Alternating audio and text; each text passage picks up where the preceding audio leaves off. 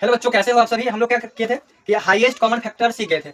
मतलब उसमें फैक्टर्स, फिर कॉमन फैक्टर्स, फिर हाईएस्ट कॉमन फैक्टर क्या किए थे, सीख गए थे। हाईएस्ट कॉमन फैक्टर को निकालने के दो तरीके थे, पहला डिवीजन मेथड, दूसरा प्राइम फैक्टराइजेशन मेथड। ये दोनों मेथड्स हम लोग क्या किए हैं, सीख चुके हैं। तो अब हमारी थी एलसीएम की, मतलब लीस्ट कॉमन मल्टीपल निकालने की बारी थी। तो हम लोग यही सीखने वाले हैं यहाँ से। ठीक है, तो आप शुरू कर दो।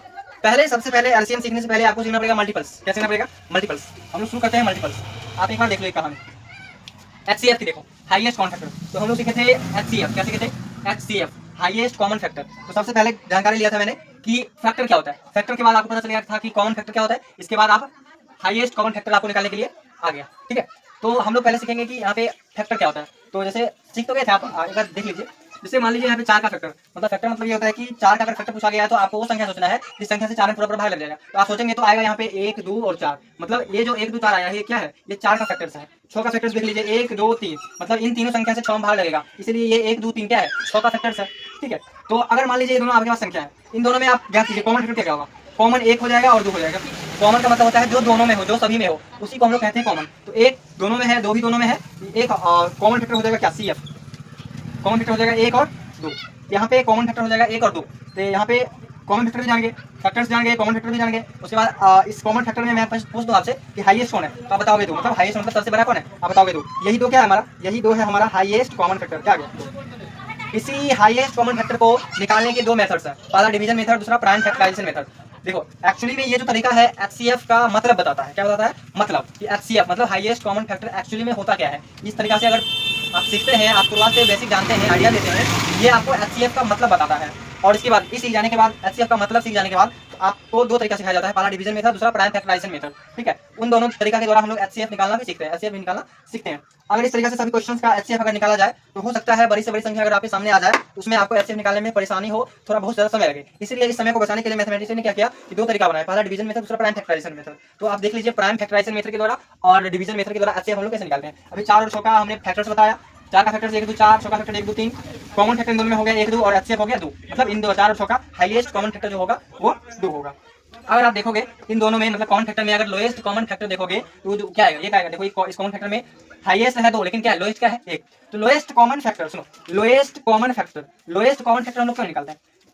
लोएस्ट कॉमन फैक्टर हम लोग इसलिए निकालते हैं क्योंकि आपके सामने अगर बहुत सारा संख्याओं का अगर लोएस्ट कॉमन फैक्टर पूछ दे तो उन सभी संख्याओं का lowest common factor only one क्या आने वाला है? एक ही आने वाला है। ठीक है, तो लेकिन एचसीएफ जो निकालोगे, हाईएस्ट कॉमन फैक्टर जो निकालोगे आप, वो आएगा सिर्फ, मतलब क्या, वो अलग अलग आएगा। इसलिए हम लोग यहाँ पे हाईएस्ट कॉमन फैक्टर निकालते हैं। जब भी फैक्टर्स की बात आती है उसके संदर्भ में हम लोग हाईएस्ट कॉमन फैक्टर की ही बात करते हैं, लोएस्ट कॉमन फैक्टर की बात नहीं करते हैं। क्योंकि कितना भी संख्याओं का, कितना भी नंबर्स का आपके सामने अगर उसका हाईएस्ट कॉमन फैक्टर पूछ दे तो हमेशा हमेशा उसका जो हाईएस्ट कॉमन फैक्टर आएगा वो एक ही आएगा। इसलिए हम लोग इस जगह पे मतलब लोएस्ट कॉमन फैक्टर एक नहीं निकालते हैं, हम लोग हमेशा हाईएस्ट कॉमन फैक्टर की ही चर्चा करते हैं। तो आप देख लीजिए एक और बेसिक आइडियाज कि अगर इस तरीके से आप हाईएस्ट कॉमन फैक्टर निकालेंगे, पहले फैक्टर्स निकालेंगे, फिर कॉमन फैक्टर, फिर उसके बाद हाईएस्ट कॉमन फैक्टर, इस तरीके से सभी संख्याओं का एचसीएफ निकालना, मतलब हाईएस्ट कॉमन फैक्टर निकालना संभव है, लेकिन समय लग जाएगा।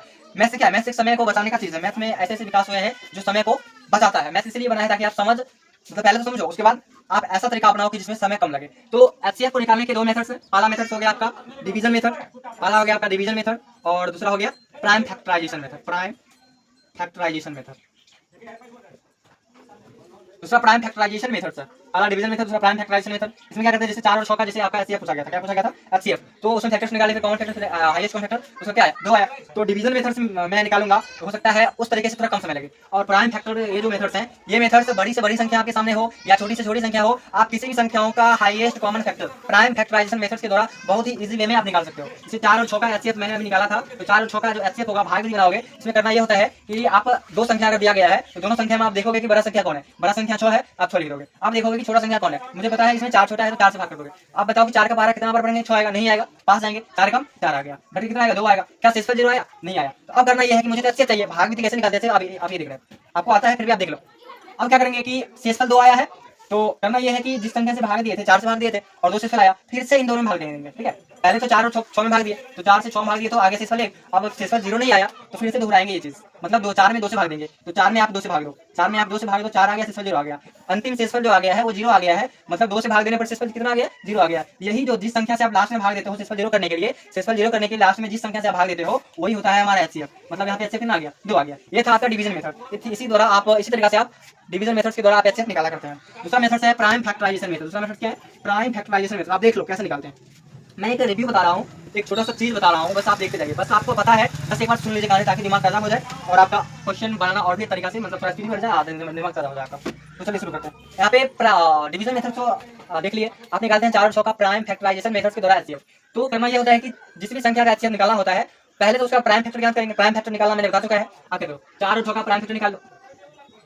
आप ट्राई करो, 2 से भाग लगेगा, लग जाएगा 2 2 4, फिर 2 से भाग लगा 2 1 2, 2 से भाग लग जाएगा 2 2 3 6 3 3। मैंने प्राइम फैक्टर निकाला बता चुका हूँ, ठीक है। आप देख सकते हो, आप पढ़ लिए हो तो आप पीछे वाले को ढूंढ आओगे, मिल जाएगा आपको, वैसे आपको आता है।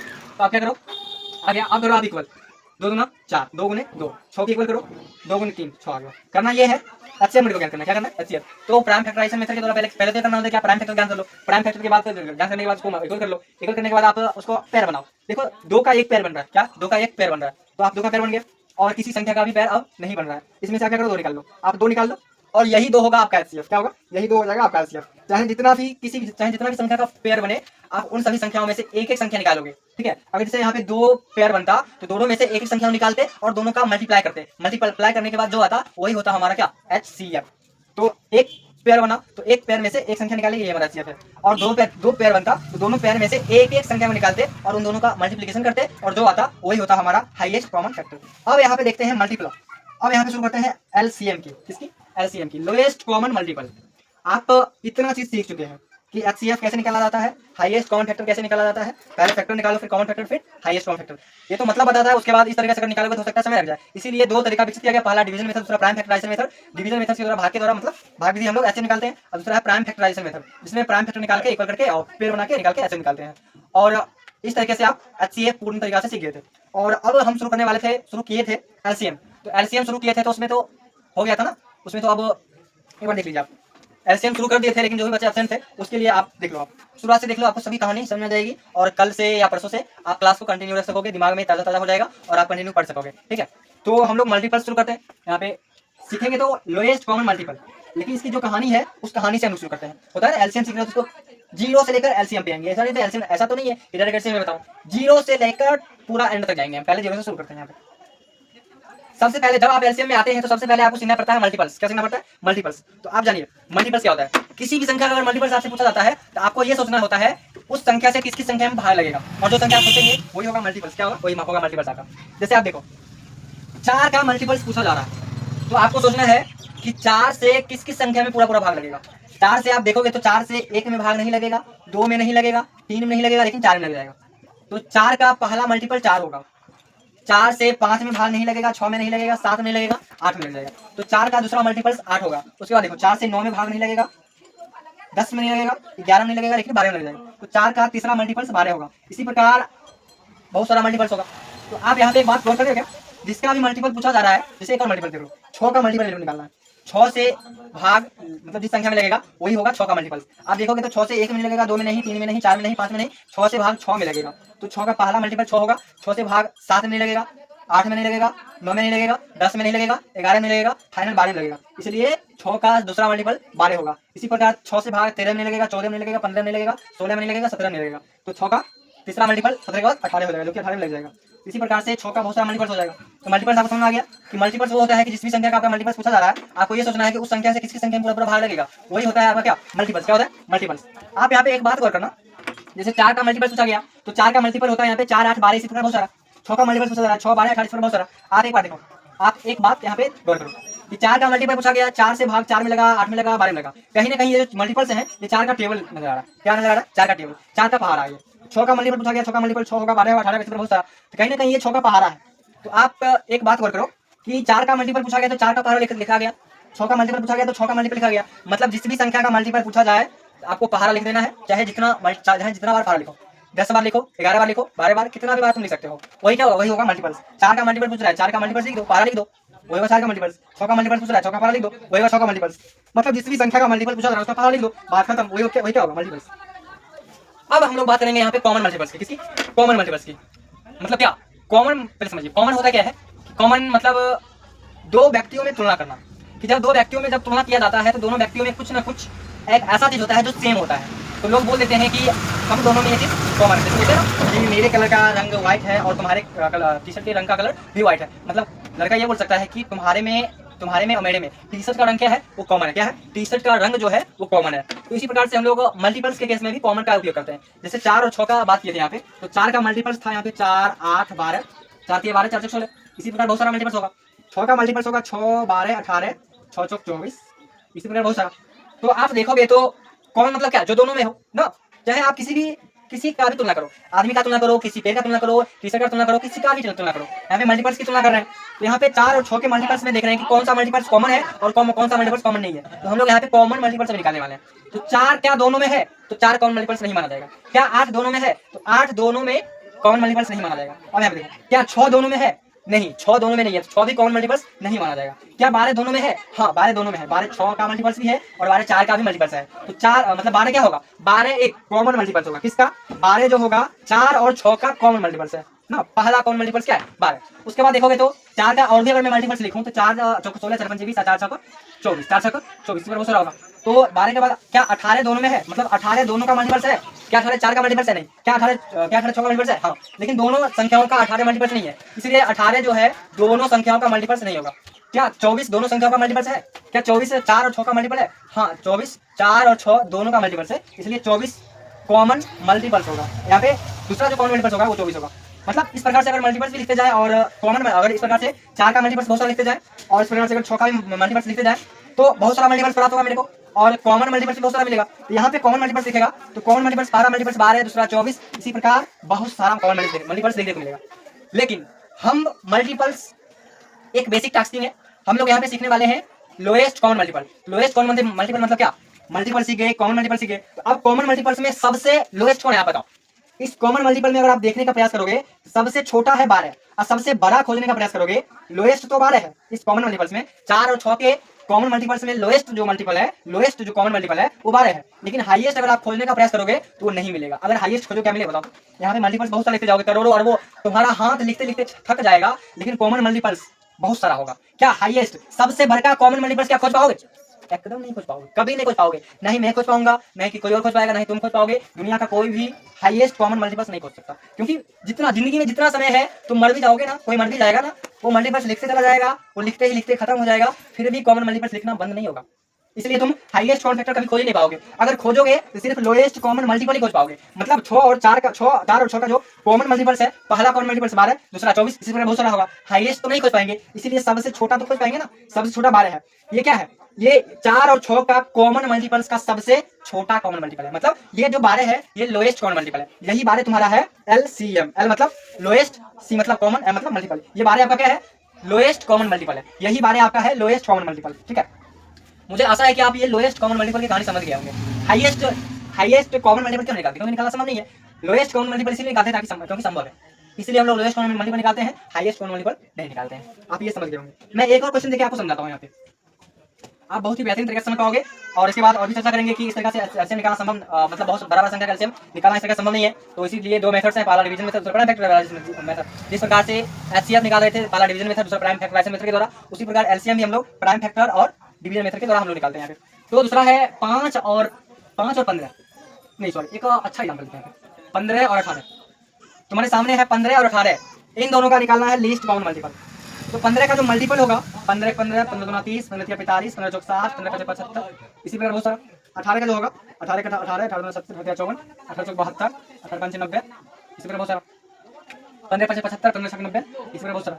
तो 15 का मल्टीपल मैंने 1 2 3 4 5 6 निकाला, 18 का मल्टीपल मैंने 5 निकाला, क्योंकि मुझे जितना जरूरी है उतना निकाला मैंने। तो इसी प्रकार बहुत सारा होगा।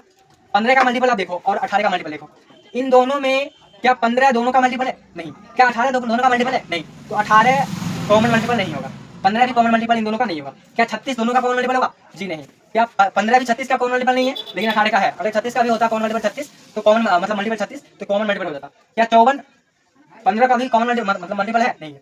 तो कॉमन मल्टीपल 54 नहीं होगा, 54 नहीं होगा। क्या 72 मल्टीपल है 15 का, नहीं। तो कॉमन मल्टीपल 72 नहीं होगा। क्या 90 मल्टीपल है 15 का, हाँ है, इसलिए कॉमन मल्टीपल 90 हो जाएगा।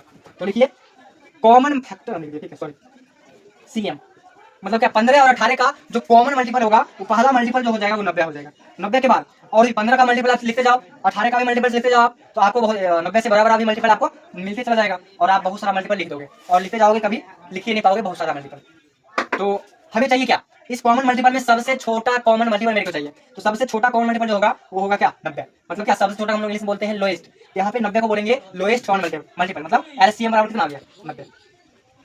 इस तरीका से ये जो आप तरीका देखे हो, दो क्वेश्चन, दो एग्जांपल लेकर, तो ये जो तरीका है, इस तरीका से आप जानते हो कि एचसीए मतलब एलसीएम का मतलब क्या होता है, लोएस्ट कॉमन मल्टीपल ही क्यों निकालते हैं, हाईएस्ट कॉमन मल्टीपल क्यों नहीं निकालते हैं। ये आपका होता है एलसीएम का मतलब, लोएस्ट कॉमन मल्टीपल का मतलब।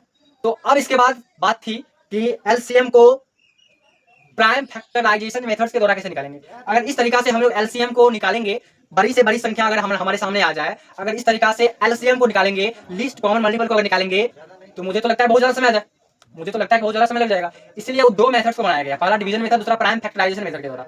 तो उन दोनों तरीका के द्वारा आप एलसीएम बहुत ही इजी वे में आसानी से निकाल सकते हो। इसीलिए वो दो मेथड्स का उपयोग किया जाता है एलसीएम निकालने के लिए। बट एलसीएम का मतलब क्या होता है ये समझ में आ जाना चाहिए, एचसीएफ का मतलब क्या होता है ये समझ में आ जाना चाहिए। बस उसके बाद जो भी मेथड्स आपको सिखाया जाता है वो बस मेथड्स के लिए है, निकालने के लिए, वो मेन चीज नहीं है। मेन चीज बस मेथड्स है, मेथड्स निकालने मतलब एचसीएफ एलसीएम को निकालने का वो मेथड्स है और कुछ भी नहीं है। एचसीएफ एलसीएम का मतलब पता होना चाहिए आपको क्या होता है एचसीएफ एलसीएम का मतलब। बात खत्म हो गई। अब मैं बात करूंगा प्राइम फैक्टराइजेशन मेथड्स के द्वारा एलसीएम कैसे निकाल किया जाता है।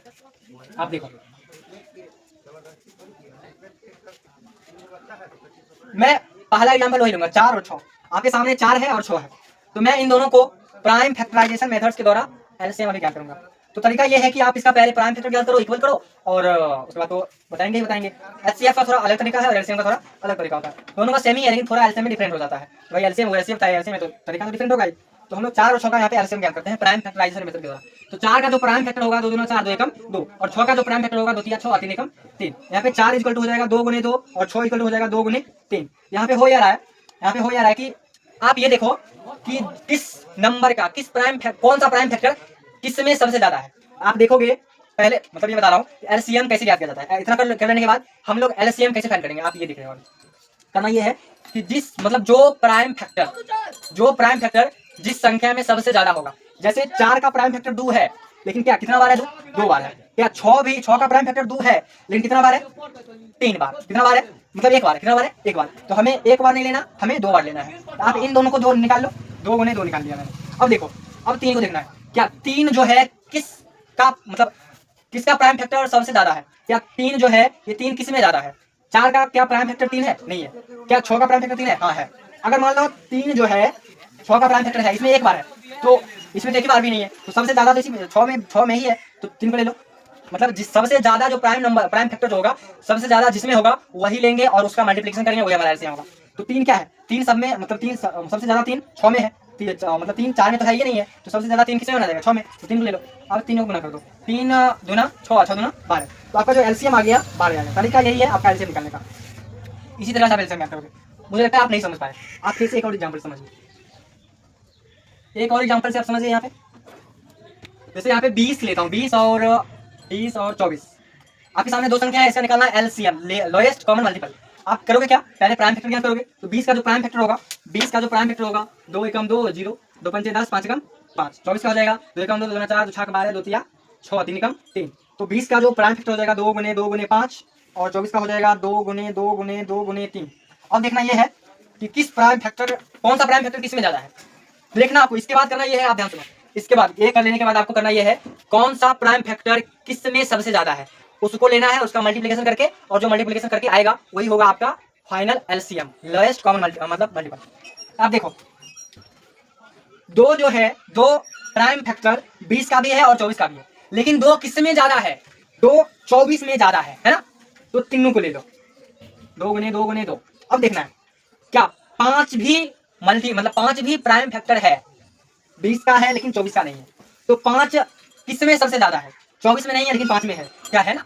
ना करो, 3 प्राइम फैक्टर है लेकिन किस में ज्यादा है, 20 में है ये नहीं है, मतलब उसमें कुछ भी नहीं है, 3 है ये नहीं है, 24 में है। तो 24 में 3 ज्यादा हुआ ना, 3 ज्यादा बार है ना, मतलब 1 बार है, इसमें 1 बार भी नहीं है लेकिन इसमें 1 बार है, 1 बार है तो है तो ज्यादा, तो लिख लो, गुना कर लो। अब सबको गुना कर लो। आपको ये देखना है कि कौन सा प्राइम नंबर किस में सबसे ज्यादा है, उसको लोगे गुना करोगे वही होगा तुम्हारा एलसीएम। अब सभी ज्ञात कर लो, ज्ञात करोगे तो 5 या 15 30 30 गुना 60 और 60 गुना 120। यहाँ पे 20 और 24 का जो एलसीएम आ गया वो 120 आ गया। आप लिखोगे एलसीएम बराबर 120। और अभी जो क्लास चल रही है आपकी, अभी इसी तरह का क्वेश्चन आपका प्रैक्टिस कराया जा रहा है। आप नेक्स्ट क्लास में आओगे ऑफलाइन पढ़ने के लिए, आपको प्रैक्टिस और कराई जाएगी। आप समझ चुके हो लेकिन प्रैक्टिस अभी बाकी है। आप ऑफलाइन आओगे तो आपकी प्रैक्टिस और भी कराई जाएगी। बेहतरीन तरीके से कराई जाएगी। कम से कम बहुत सारा क्वेश्चन है मेरे पास, उन सभी का प्रैक्टिस कर लेने के बाद आपके दिमाग में ये सारा चीज बैठ जाएगा कि कैसे निकालना है, नहीं निकालना है, किसमें ज्यादा कैसे क्या करना है, आपको समझ आ जाएगा। अभी तो समझ आ गया होगा, लेकिन हो सकता है आप प्रैक्टिस ना करो तो भूल जाओ। इसीलिए आपका ऑफलाइन में प्रैक्टिस के लिए क्लास ज्यादा दिया जाता है, ताकि आपको दिमाग में वो सभी चीजें, छोटी छोटी चीजें, सभी चीजें बैठ जाए। बस ये थी कहानी आज तक की। तो थैंक यू, जय हिंद।